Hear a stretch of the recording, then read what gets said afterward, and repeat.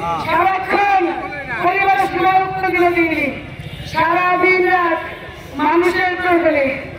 আজকে অনেক মিডিয়া, অনেক সাংবাদিক ভাইরা অনেক রকম নিউজ করছে যে সে এই ব্যবসা করেছে, ওই ব্যবসা করতো। আপনারা কি জানেন দাদা সে কেন ইন্ডিয়ায় থাকতেন একটা সময়? আপনাদের তো জানার কথা না? 2001 থেকে 6 সাল পর্যন্ত আমাদের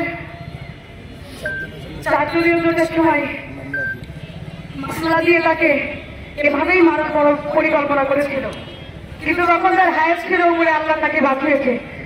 জীবনের তাগিদে বাঁচার তাগিদে সে 14টা বছর ইন্ডিয়ায় কাটিয়েছে। তখন ইন্ডিয়ায় তাকে অনেকে আশ্রয় দিয়েছে। তার ভালো ব্যবহার, মানুষকে মূল্যবোধ সম্মানের জন্য তাকে অনেক মানুষ তাকে আশ্রয় দিয়েছে। তারা এখন তার শুভাকাঙ্ক্ষী। মাঝে মাঝে যখনই চিকিৎসার কাজে যে কোনো প্রয়োজনে ইন্ডিয়ায় গেলেই তাদের ভাষায় সে থাকে, সৌজন্য সাক্ষাৎ করে আসে। অনেক সময় একবেলা খেয়েও আসে, কারণ তারা ওই সময় তাকে আশ্রয় দিয়েছে। সে জিনিসটা এখনো বলিনি। আর এই সময় তাকে মিথ্যা বিভিন্ন ধরনের মামলা দিয়ে তাকে মেরে ফেলার প্রচেষ্টা করা হয়েছিল। সেগুলো পরবর্তীতে প্রত্যেকটা মিথ্যা অভিযুক্ত হয়ে সেই মামলাগুলো নিষ্পত্তি হয়ে গেছে। এখন আমার সাংবাদিক ভাইয়েরা সেই প্রিভিয়াস মানে আমাদের আগের সেই মামলাগুলো নিয়ে এসে তারা কথা বলছে। কিন্তু আপনারা তো তদন্ত করে দেখতে হবে যে তার সেই মামলা কি প্রমাণ হয়েছিল। প্রত্যেকটা মামলায় সে নির্দোষ অভিযুক্ত হয়েছে, তাকে নির্দোষ প্রমাণিত হয়েছে। তাহলে কেন আপনারা এই ধরনের কষ্টদায়ক নিউজগুলো করেছে? আসলে আমার কথা ভুল হতে পারে, আমার বুকে ব্যথা করছে। আমি আজ 4-5 রাত ঘুমাই না। যার বাবা যায় সেই বোঝে। আমি মাননীয় প্রধানমন্ত্রীকে ফোন করেছিলাম, আপা আপনি ফোনটা ধরেন, আমার বাবা খুঁজে পাচ্ছি না। তুমি দেখে আমি 9:21 আপা আমাকে ফোন দিয়েছে, দিয়ে বলে জরিন বলছো? আমি বলছি হ্যাঁ আপা।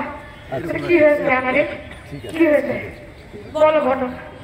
আমি সার্বিক ঘটনা বলেছি, আপনারা দেখেছেন নিউজে।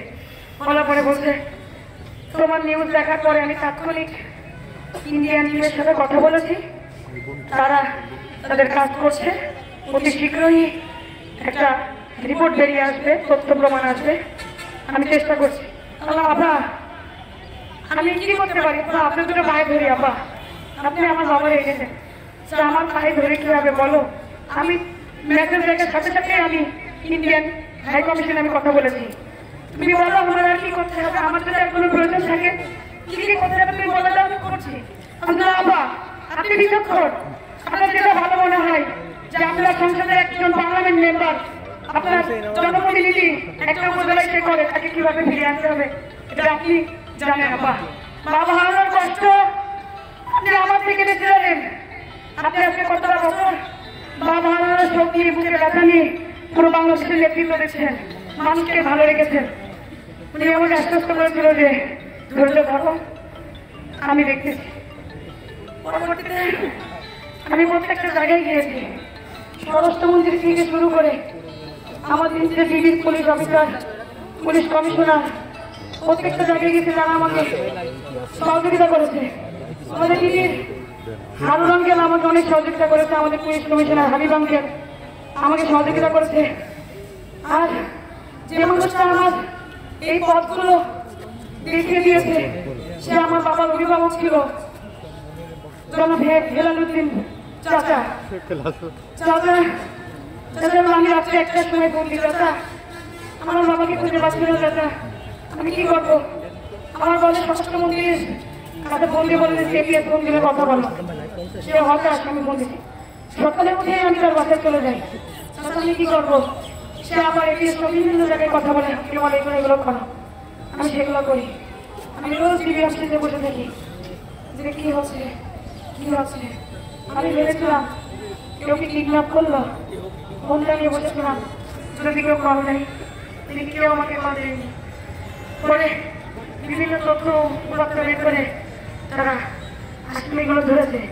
যে আসামি একজনে ধরেছে সে প্রফেশনাল একজন কিলার, সে প্রত্যেকটা মানুষকে এভাবেই খুন করে, থেকে মা হারা করেছে। সকলে ভালো থাকবেন।